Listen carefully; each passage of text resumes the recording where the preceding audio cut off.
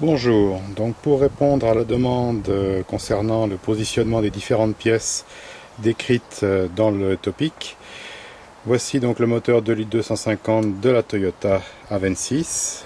On remarquera le turbo derrière le moteur avec la fameuse petite vanne de géométrie variable que j'ai activée manuellement, donc en faisant levier sur le bloc moteur en se positionnant un petit peu comme ceci.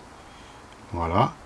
Donc sachant que la position basse c'est moteur arrêté comme actuellement, et en moteur démarré au ralenti, le petit levier qu'on voit là derrière passe en position haute.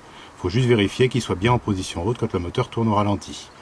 Sinon l'ensemble pneumatique qui le relie à un petit électrovanne est ici et qui va jusqu'à la pompe à vide qui est de ce côté-ci du moteur. Pour ce qui concerne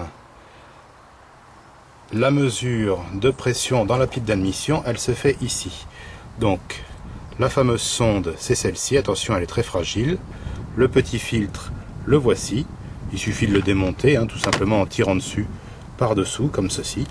Voilà, il sort. Déboîter les deux petits tuyaux et puis le nettoyer.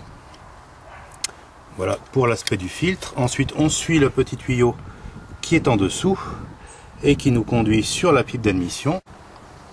Voici la même pièce sous un autre angle, peut-être un petit peu plus évident.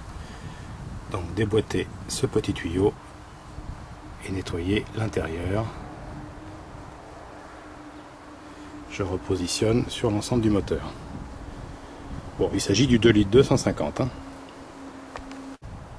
Voilà, je vous présente ici la méthode de nettoyage avec le petit fil électrique comme je l'ai mentionné, que j'ai rentré dans l'orifice. Évidemment, c'est pas très facile de filmer en même temps.